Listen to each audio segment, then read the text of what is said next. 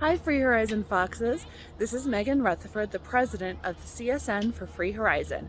And today we're going to show you exactly why we fundraise and what your money does to help the school.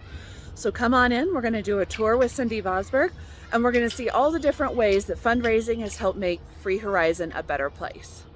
We're starting in the library in our new library media center that we just helped Free Horizon get. So all of you are familiar with the library part, but this part over here is new, where we moved all of Mr. Seth's tech here into the library so the kids can do the same time. And what's most exciting, both for tech and for middle school, is the Mimeo board. And so this is basically a touchscreen TV. Or a touchscreen computer that the kids can do anything on. Anything they could do on their computer, including writing, drawing, math things, reading things, anything can be done on the Mimeo board. So the middle school and tech has it, and everybody is super excited. This was, needless to say, not a cheap project. All new computers, all new screens, and your funds helped build this for our kids.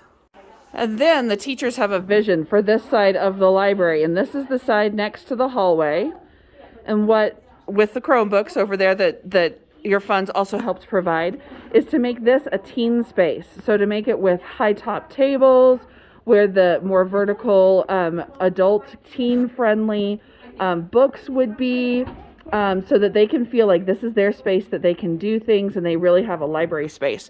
So that's a goal that we would like to fundraise for.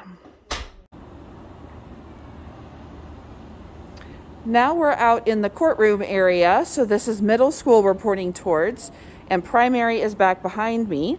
And this has been an area that we have continued growth, that we continue to want to expand. So they've recently added this beautiful teak wood type furniture for free play and imaginative play for the primary kids, and the kids have been loving it. So we would love to expand this courtroom area or courtyard area to more address what the kids could really use in their free and imaginative play, and expanding how we can use this space in between the two as well. We also have this great place just for reading outside, doing things, and just enjoying the Colorado nature that we have while still learning and being a part of the Montessori process.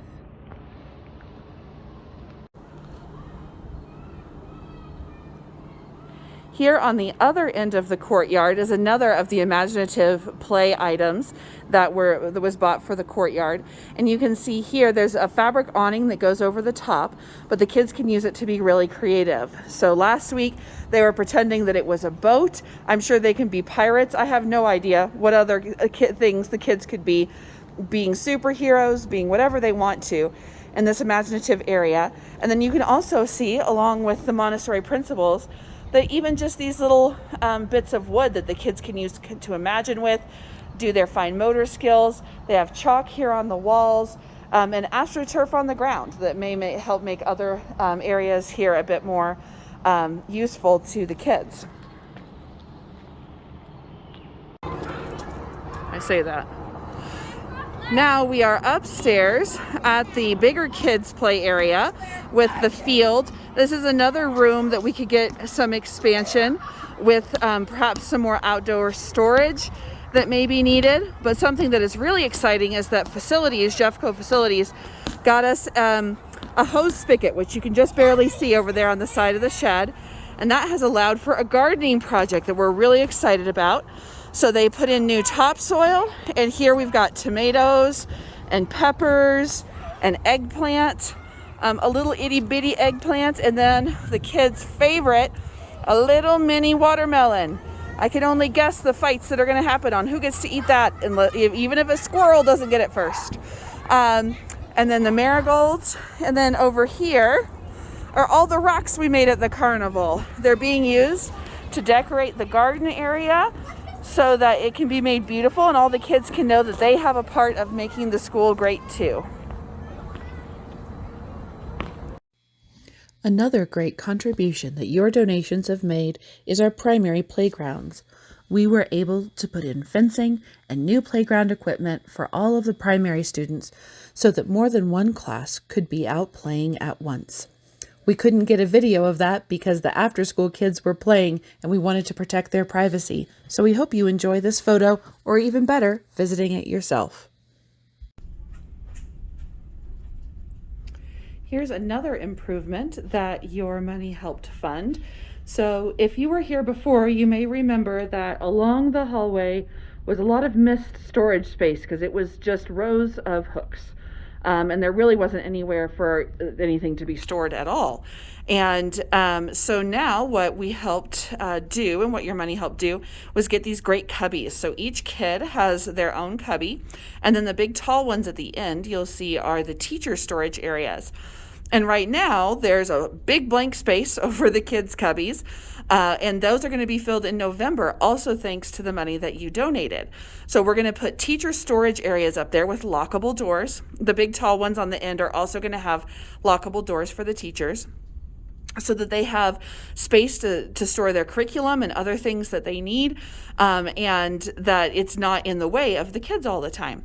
So these are really great, sturdy cabinets that really filled a need that the kids didn't have before.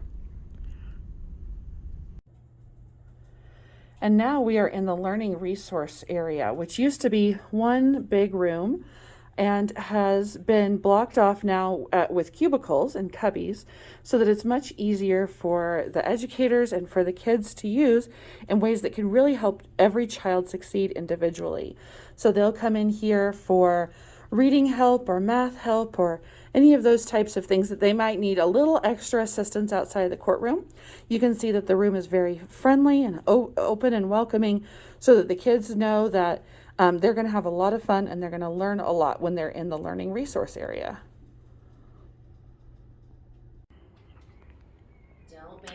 A critical part of Montessori is the Montessori materials, and I am here in Miss Kim's lower elementary class to show you what that means. When we say that we need funds for Montessori materials, because they are not cheap. So here we've got all the biology and the insects. There's all the reading areas, the reading comprehension, the cultural area, my personal favorite, over here with the maps and the flags. And then to what I really think distinguishes Montessori above all else is the manipulative math section. And that's what we have over here. So you can see the cubes, the squares, just like you can understand why when we say something is cubed. That's what that means. It's literally a cube, and it's literally a square. And over here into where you can see the multiplication and division games are here. And then the bead board, my 5-year-old's favorite, is to do the manipulatives to add and subtract and multiply with the beads and all of the different processes that we have for Montessori math materials. And these are very expensive and yet very critical for our children, not only to understand that 2 + 2 = 4, but to actually be able to feel that 2 and 2 make 4 physically. And now we're in Miss Sarah's primary classroom to show you some of the different Montessori materials that the primary kids really get to benefit from.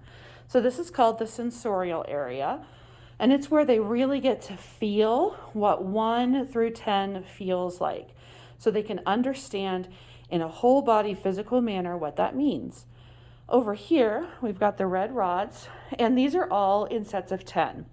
So you can see on the pink boxes, 1, 2, 3, 4, 5, 6, 7, 8, 9, 10.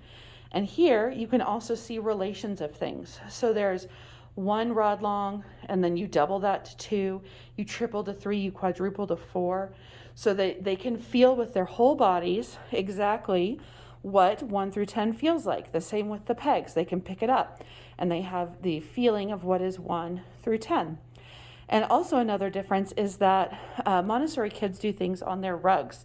So it keeps their space clean and confined. Here's a tip. You should try and make your kids clean up their own stuff at home, because they have to do it at school. So they have to clean up their own space, keep it tidy and neat so that it is good for everybody else. But this helps you understand how the primary education is totally different, and how it really helps them understand in a very physical way the mathematical and more abstract concepts they'll be learning later. We hope that you enjoyed this tour of Free Horizon Montessori and how your donations have helped the school. We appreciate all that you have done for our children, and we look forward to continuing to build our community together.